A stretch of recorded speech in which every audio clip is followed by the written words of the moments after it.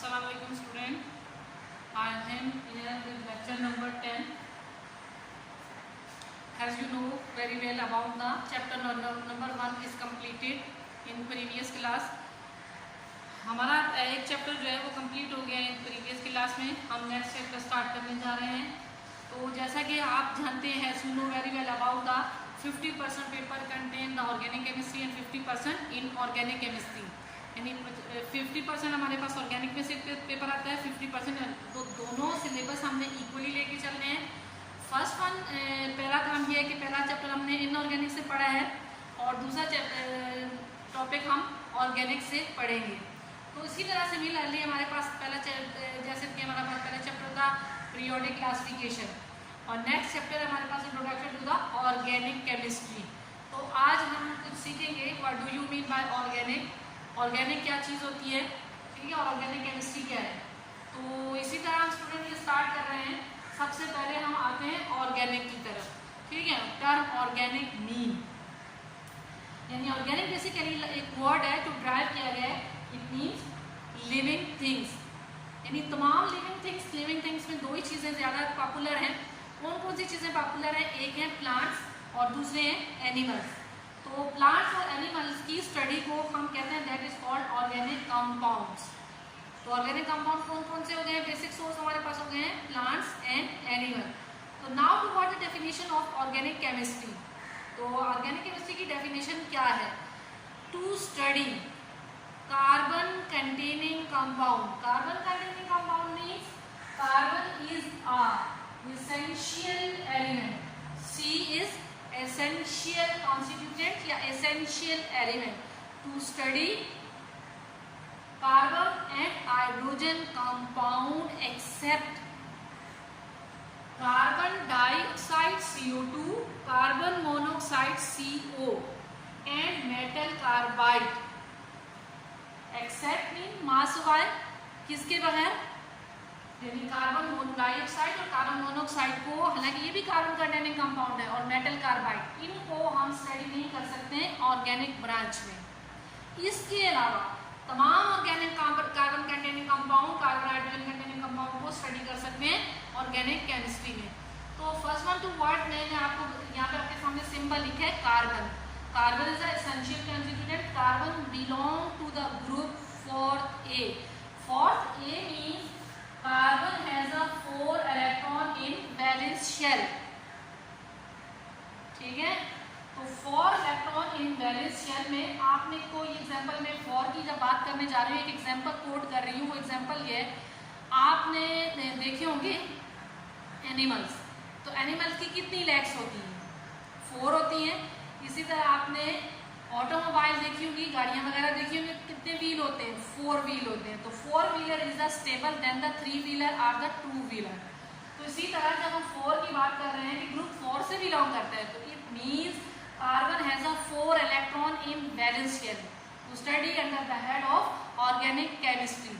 ठीक है, तो कार्बन की इस वैलेंसी को, जो 4 इलेक्ट्रॉन है, इनको शो करने के लिए हम इसको हाइड्रोजन से बैलेंस करते हैं. यानी जैसे हाइड्रोजन के पास आपको पता है, यू नो वेरी वेल, एक ही इलेक्ट्रॉन है, ये अपना इलेक्ट्रॉन शेयर कर लेता है. इसी तरह हमारे पास 4 हाइड्रोजन हम शो कर रहे हैं, तो ये 4 इलेक्ट्रॉन अपने दे रहा है. तो देने के बाद जो हम इसकी सिंबल फॉर्म शो करते हैं कार्बन की, अक्सर आपने देखा होगा ये लाइन रिप्रेजेंट कर देते हैं.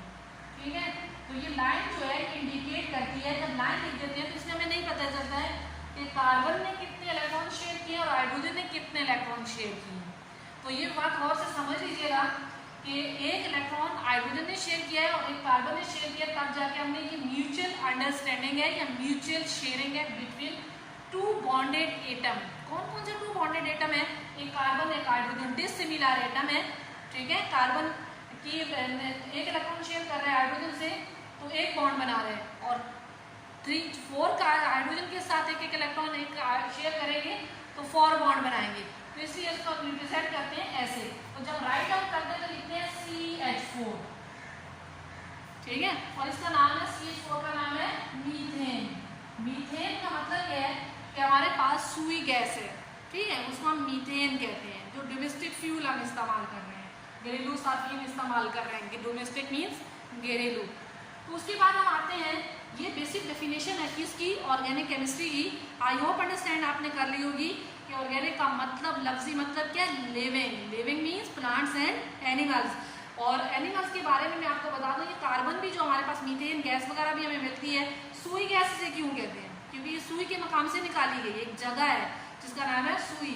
तो इसको हम दूसरी लफ्ज़ों में CNG भी कहते हैं। CNG means compress natural gas, ठीक है।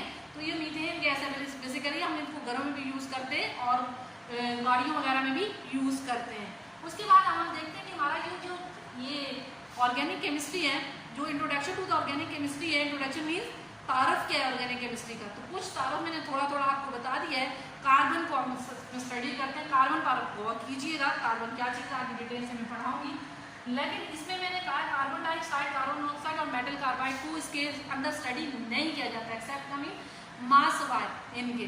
तो इसका मतलब उनको जब स्टडी किया जाएगा तो उनको इनऑर्गेनिक के अंदर स्टडी किया जाएगा। इसलिए हम कहते हैं कि ऑर्गेनिक में हम इनको स्टडी नहीं करेंगे। किस किस को, कार्बन मोनोऑक्साइड को, कार्बन डाइऑक्साइड को और मेटल कार्बाइड को। हम आगे चलते हैं। आगे नेक्स्ट हमारे पास है whole of the chapter covered और फॉलोइंग टॉपिक्स आर देयर।